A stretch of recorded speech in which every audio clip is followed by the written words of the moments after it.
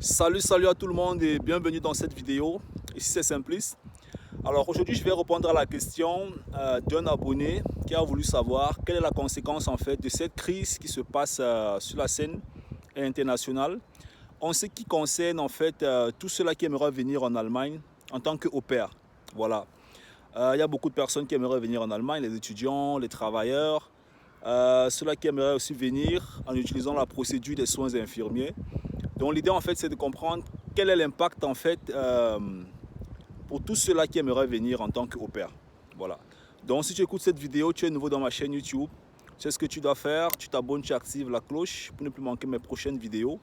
Dans cette chaîne YouTube, j'aide tous les immigrés qui aimeraient venir en Allemagne à saisir les opportunités et à réussir sur le plan professionnel. Alors avant de commencer à répondre à cette question, j'aimerais déjà présenter la situation telle qu'elle est sur la scène internationale. Quelles sont les mesures qui ont été données par l'Organisation mondiale de la santé et aussi par plusieurs États, donc des mesures qui ont été intégrées dans plusieurs États. On dit qu'il faut éviter les contacts. Ou alors il faut échanger à une distance de 1 mètre. Il y a des tests en fait de coronavirus qui sont faits. Pour tous ceux-là qui ont des symptômes, il faut se laver les mains, il faut faire beaucoup de choses. Et ce qui est actuellement intéressant aussi, c'est qu'on recommande en fait de beaucoup rester chez soi.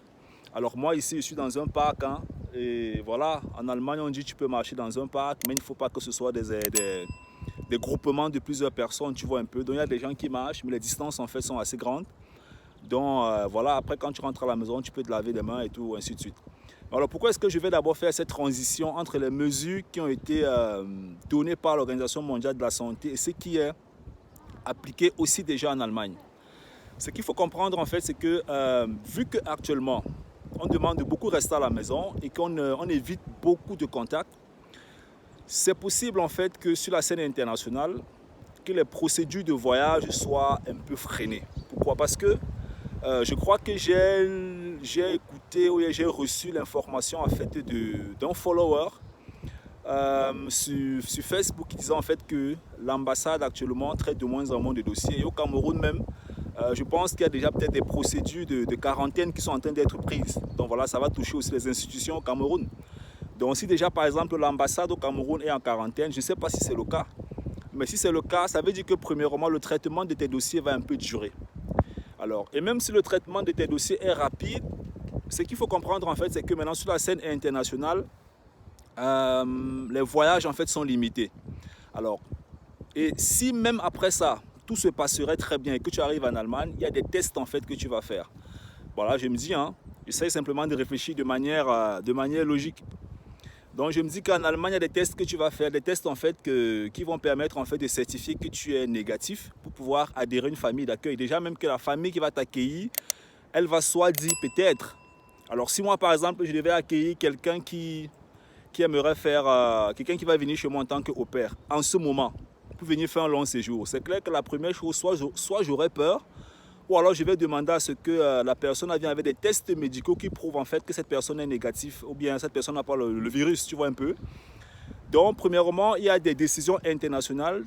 Deuxièmement, il y a des décisions nationales en Allemagne et au Cameroun qui peuvent soit ralentir ta procédure de dossier, ou alors t'obliger à faire certains tests si les choses en fait marchent en termes de visa. Donc voilà, il faut simplement tenir compte de ce genre de paramètres et puis je me dis en fait que ça devrait aller. Tu vois un peu, donc on réfléchit simplement sur le plan général et puis on essaie de voir en fait les conséquences que ça peut avoir en ce qui concerne en fait la procédure de voyage. Voilà. Alors je suis arrivé à la fin de cette vidéo. Si ça vous a plu, bien sûr, vous me laissez un pouce en l'air. Vous avez des questions, vous laissez toujours dans la barre de description comment est-ce que vous vivez le coronavirus dans votre pays. Est-ce que les gens respectent les règles, se laver les mains, la distance? C'est vrai qu'en Afrique, avec tout ce qu'il y a sur le plan social, traditionnel, peut-être ça peut être un peu difficile parce qu'on n'a pas les mêmes mesures de développement ou bien les mêmes mesures en termes d'infrastructure en Allemagne qu'en Afrique. Donc voilà, c'est un peu ça. Et si tu as bien sûr tu as besoin d'accompagnement en ce qui concerne ton voyage, alors tu vas dans la barre de description, tu es en Allemagne, tu as besoin de coaching, d'accompagnement. Tu vas aussi dans la barre de description, il y a plus d'informations. C'était le Focus, on est ensemble, big up, ciao ciao.